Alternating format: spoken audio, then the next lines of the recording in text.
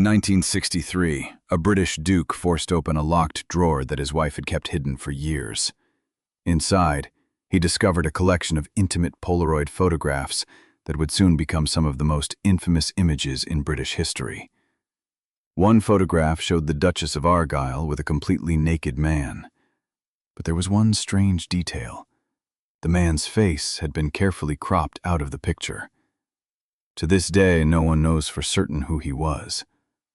The discovery ignited one of the most explosive divorce trials Britain had ever seen. In court, the Duke accused his wife, Margaret Campbell, of having affairs with 88 different men. Newspapers turned the case into a national obsession, giving her a nickname that would follow her for the rest of her life: the Dirty Duchess. But the deeper investigators looked, the stranger the story became. Who took the photographs? Why were they hidden inside a locked drawer? Who was the mysterious, headless man whose identity has never been officially confirmed? And perhaps the biggest question of all, was Margaret Campbell truly the shameless aristocrat the newspapers portrayed? Or was she a woman whose life had already begun falling apart long before anyone ever opened that drawer? Because behind Britain's most notorious sex scandal was a story of unimaginable loss, devastating trauma, and a series of tragedies that many historians believe changed her forever. To understand how one of the country's most admired socialites became its most notorious duchess, we have to go back to the beginning, long before the photographs, long before the courtroom, and long before the scandal that made history. Part 2. Raised to be Perfect. Long before Britain knew her as the Dirty Duchess, Margaret Campbell was simply Margaret Wigham, a little girl born into extraordinary privilege. She entered the world on December 1st, 1912, as the only child of George Hay Wigham, a self-made Scottish millionaire who had built a fortune in international shipping. Wealth surrounded Margaret from the very beginning. Her childhood was divided between elegant homes in New York, London, and Scotland, attended by servants who anticipated her every need. She wore beautiful dresses, received the finest education money could buy, and moved effortlessly among the sons and daughters of society's most powerful families. To outsiders, it looked like the perfect life. But in Britain's upper class, privilege always came with expectations. A daughter of the aristocracy, or one close enough to enter its circles, was never raised simply to be happy. She was raised to represent her family. Every conversation, every public appearance, every friendship, and eventually every marriage reflected not only on herself, but on generations of family honor. Reputation was a form of currency, and once lost, it could rarely be recovered. From an early age, Margaret learned how to smile politely, dress impeccably, and behave with effortless elegance. She understood which fork to use at dinner long before she understood what it meant to make her own choices. Like many young women of her class, her future seemed carefully planned. She would make a brilliant marriage, strengthen the family's social standing, and continue a tradition of wealth and prestige. Love was optional. Respectability was not. Yet beneath the polished surface, Margaret was also spirited, curious, and drawn to excitement. She enjoyed attention, and with her striking beauty, attention came easily. By the time she was 15, she had already caught the eye of 18-year-old David Niven, who would later become one of Hollywood's most beloved actors. During a summer holiday on the Isle of Wight, away from watchful parents and proper society, the two teenagers began a romance. What started as youthful passion soon became something neither of them expected. Margaret became pregnant. In today's world, the news would have been deeply personal. In 1928, for a wealthy teenage girl from one of Britain's most prominent families, it was considered a catastrophe. When Margaret finally confessed the truth to her parents, panic replaced affection. There was no discussion about what she wanted, no concern for how frightened she might have been. The family's priority was immediate and absolute, to prevent public humiliation. She was quietly sent to a London nursing home, where the pregnancy was terminated in complete secrecy. The scandal disappeared before society ever had a chance to discover it. The family had protected its name, but the price was paid by a 15-year-old girl. It was Margaret's first painful lesson in the world she had been born into. Appearances mattered more than feelings. Reputation mattered more than truth. And preserving the family image was more important than protecting the person behind it. It would not be the last time she was expected to sacrifice herself for the sake of appearances. Part 3. A life filled with invisible grief. If Margaret's first lesson had been that reputation mattered more than feelings, adulthood would teach her something even crueler, that wealth could not protect anyone from heartbreak. By the early 1930s, Margaret had become one of the most admired young women in British high society. Newspapers praised her elegance, wealthy suitors competed for her attention, and every public appearance reinforced the image of a woman destined for a fairy tale life. But behind that glamorous image, tragedy was beginning to follow her. Among the many men who pursued Margaret, one stood apart. His name was Glenn Kidston, a daring aviator, adventurer, and racing driver whose fearless reputation fascinated the young socialite. Kidston lived dangerously, and perhaps that was part of his appeal. Their romance was passionate but short-lived. In May 1931, disaster struck. While flying through a violent dust storm in South Africa, Kidston's aircraft broke apart in midair. He was killed instantly. Margaret was devastated. For the second time in her young life, someone she deeply cared about vanished without warning. Although society expected her to recover with grace, grief does not disappear simply because it is hidden behind expensive dresses and polite smiles. Not long afterward, Margaret married the wealthy businessman Charles Sweeney, hoping, perhaps, to build the stable family life she had never truly experienced. Instead, another chapter of unimaginable sorrow began. She desperately wanted children. Again and again she became pregnant. Again and again she lost the babies. According to accounts of her life, Margaret suffered 8 miscarriages over the course of her marriage.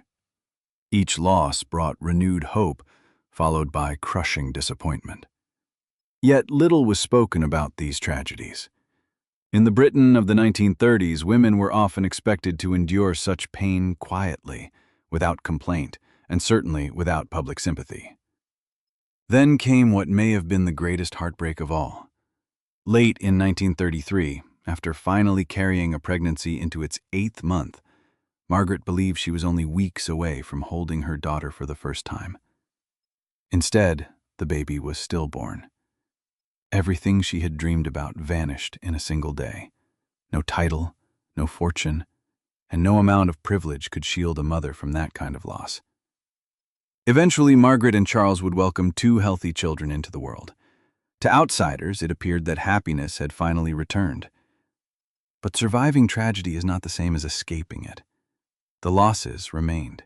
One after another, they quietly accumulated beneath the surface, leaving wounds that no one could see. Years later, many people would remember Margaret only for the scandal that made newspaper headlines. Few stopped to consider how many invisible burdens she had been carrying long before the world began judging her. How much grief can one person endure before it begins to change who they are? Did the repeated heartbreaks slowly erode Margaret's emotional resilience? Did they leave scars that would shape the decisions she made in the years ahead? No one can answer those questions with certainty. But there is little doubt that by the time Margaret entered the next chapter of her life, she was no longer the carefree young woman society believed her to be, and the greatest tragedy of all had not even happened yet. By the early 1940s, Margaret Campbell had survived more heartbreak than most people experience in a lifetime. She had buried dreams, mourned lost pregnancies, and struggled to rebuild her life time and time again. From the outside, however, she still appeared to be the elegant socialite everyone admired. Few could imagine that an ordinary visit to a doctor's office would become the turning point that defined the rest of her life. One day, while leaving a medical appointment on London's Bond Street, Margaret stepped toward what she believed was an elevator. The elevator wasn't there. In an instant, she plunged nearly 40 feet down the empty shaft. It was the kind of accident few people survive. As Margaret later recalled, doctors believed she had instinctively grabbed one of the elevator cables during the fall. Her fingernails were torn and covered in blood, suggesting she had desperately clung to the cable just long enough to slow her descent. That split-second reaction may have saved her life. When rescuers finally reached her, the scene was astonishing. She was still alive. She suffered severe injuries, including a serious head wound that required more than 30 stitches. After days of treatment and recovery, doctors discharged her, believing she had escaped an almost certain death. To family and friends, it seemed like a miracle, but according to those who knew Margaret best, something had changed. Her first husband, Charles Sweeney, later claimed that the woman who returned home after the accident was not the same person he had married. He described noticeable changes in her personality. She became more impulsive, more unpredictable, and increasingly willing to take risks that had once seemed completely out of character. Others also noticed that her behavior had become more erratic. At the time, few people questioned why. In the 1940s, medicine understood remarkably little about traumatic brain injuries. If someone survived a severe blow to the head, doctors focused primarily on broken bones and visible wounds. Lasting changes in personality, judgment, or emotional regulation were rarely connected to brain trauma in the way they are today. Modern neuroscience offers a different perspective.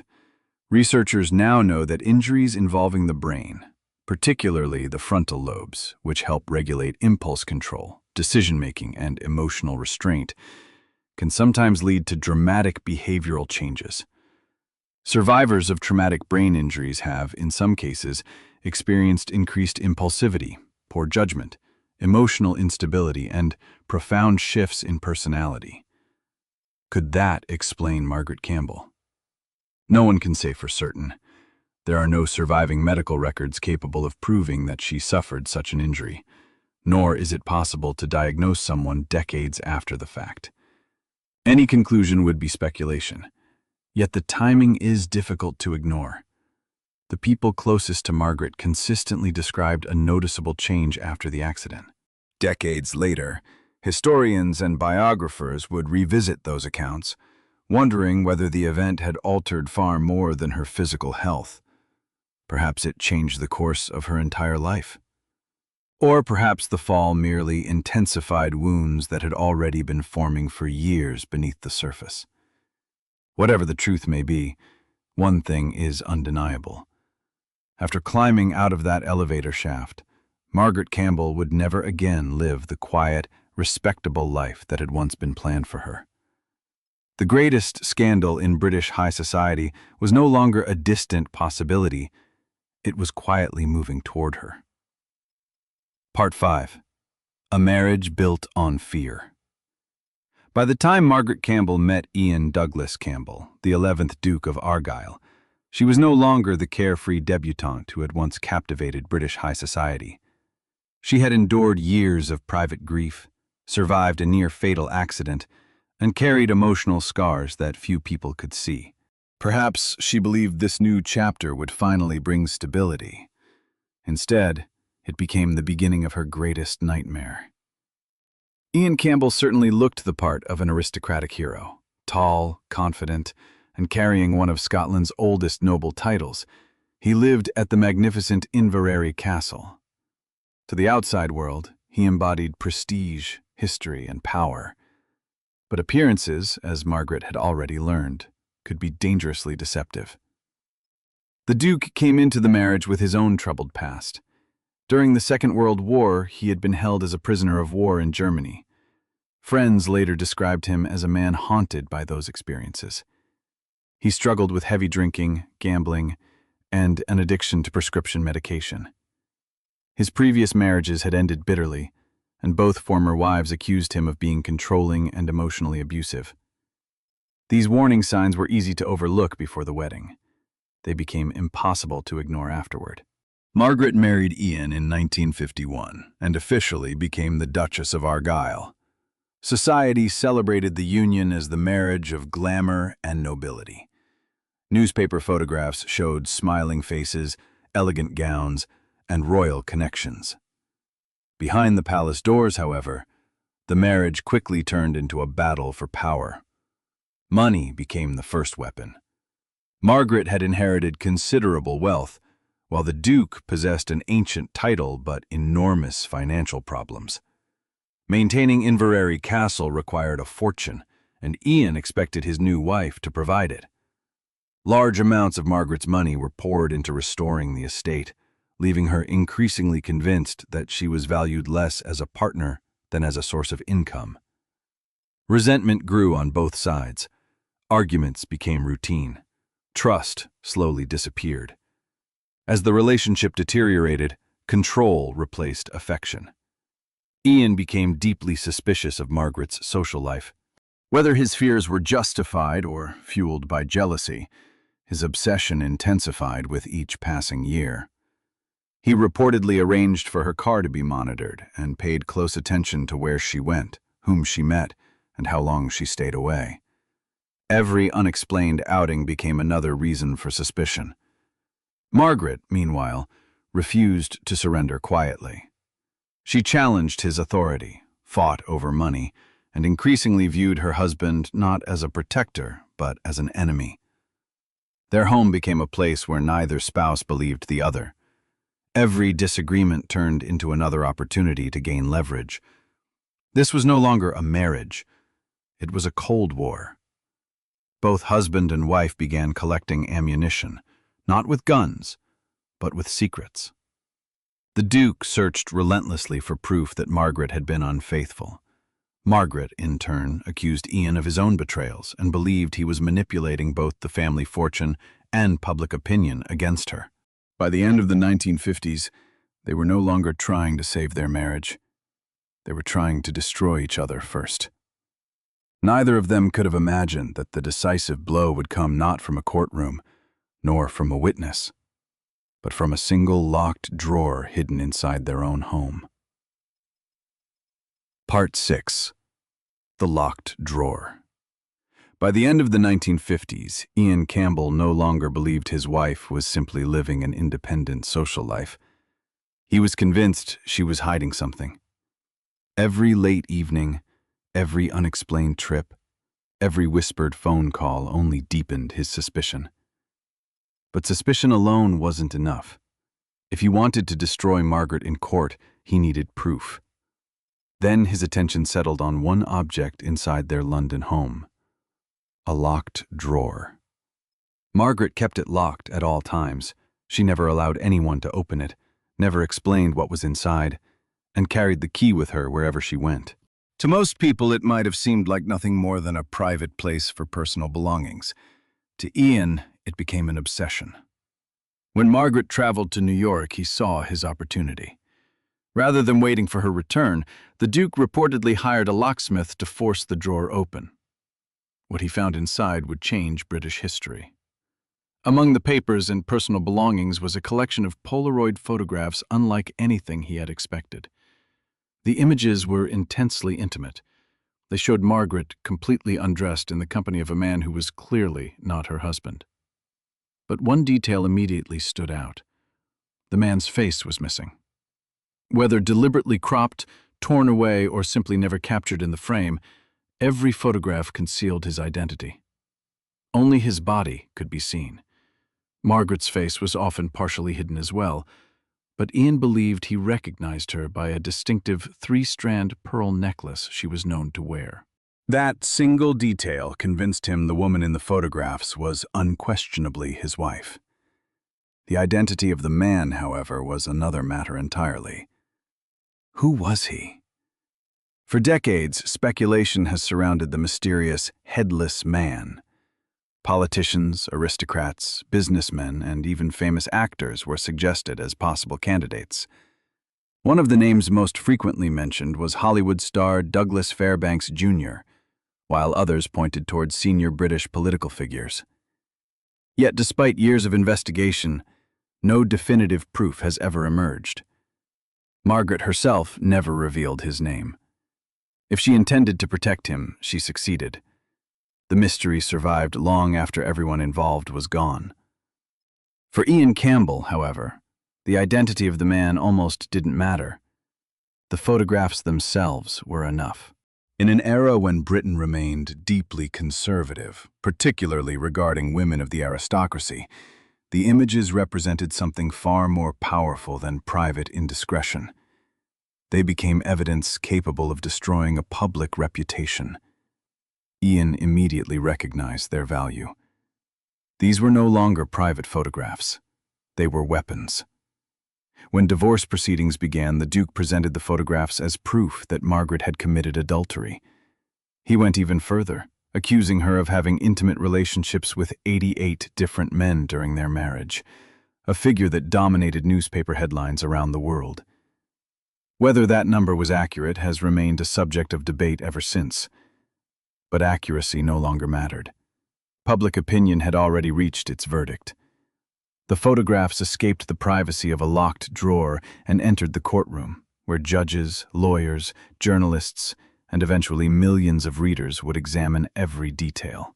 What had once been intensely personal was transformed into national spectacle. The drawer had been opened, and with it, the life Margaret Campbell had spent decades trying to protect could never be locked away again. Part 7. The trial that destroyed one woman. When the divorce proceedings finally began in 1963, they were never going to be an ordinary legal dispute. This was not simply the collapse of a marriage. It became a public spectacle, a national obsession, and ultimately a trial that would define Margaret Campbell for the rest of her life. Every day, crowds gathered outside the Royal Courts of Justice, hoping to catch a glimpse of the glamorous Duchess, whose private life had become Britain's favorite scandal. Reporters packed the courtroom. Newspapers competed for sensational headlines. Every witness, every rumor, and every piece of evidence was reported in extraordinary detail. The public wasn't looking for the truth.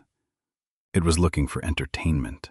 At the center of the case were the now infamous Polaroid photographs and Ian Campbell's explosive accusation that his wife had committed adultery with 88 different men. Whether that astonishing number was ever accurate hardly seemed to matter. The allegation alone was enough to dominate headlines across Britain. As the trial unfolded, Margaret found herself fighting not only her husband, but an entire nation that had already begun to judge her. Then came the words that would follow her forever.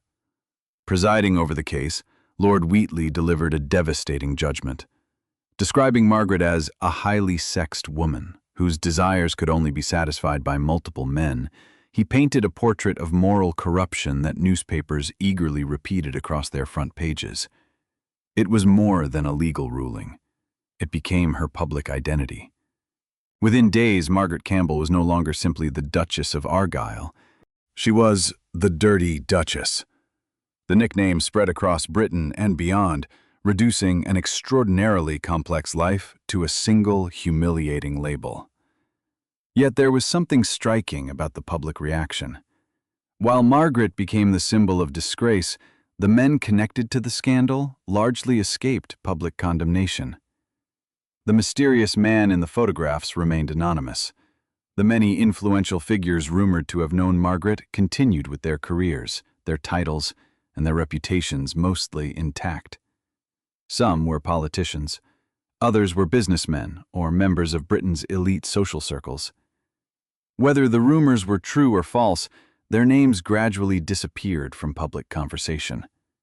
Margaret's never did. She carried the scandal alone.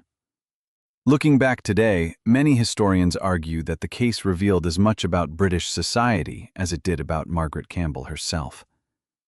In the early 1960s, expectations for men and women were profoundly unequal.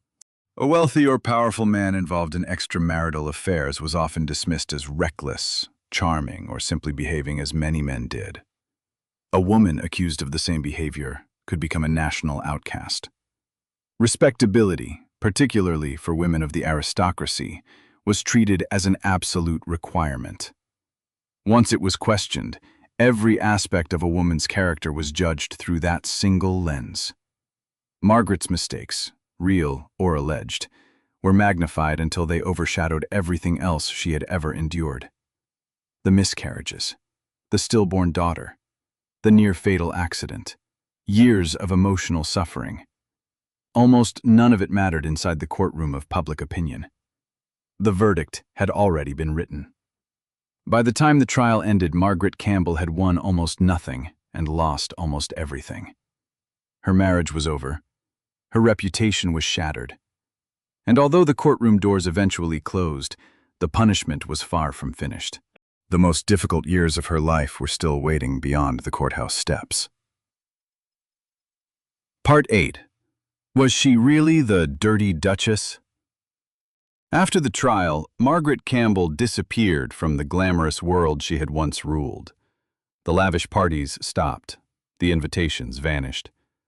Many of the people who had once enjoyed her company quietly distanced themselves, unwilling to be associated with Britain's most notorious duchess. It was as though the woman who had once been welcomed into the highest circles of society had suddenly become invisible. The financial consequences were just as devastating. Years of expensive legal battles, combined with the collapse of her marriage, left Margaret in an increasingly fragile position. One by one, she was forced to give up the luxurious lifestyle that had once seemed permanent. The grand houses disappeared. Priceless possessions were sold. At one point, she even organized paid tours of her own home to raise money, allowing strangers to walk through the rooms where one of Britain's greatest scandals had unfolded. It was a heartbreaking contrast. The woman whose private life had once been splashed across newspaper headlines now struggled simply to maintain her independence. As the years passed, her health also began to decline. Friends became fewer, public curiosity faded. The woman who had once dominated front pages gradually slipped into obscurity. In July 1993, Margaret Campbell suffered a fall that left her seriously injured. She spent her final days in a nursing home, where she died at the age of 80.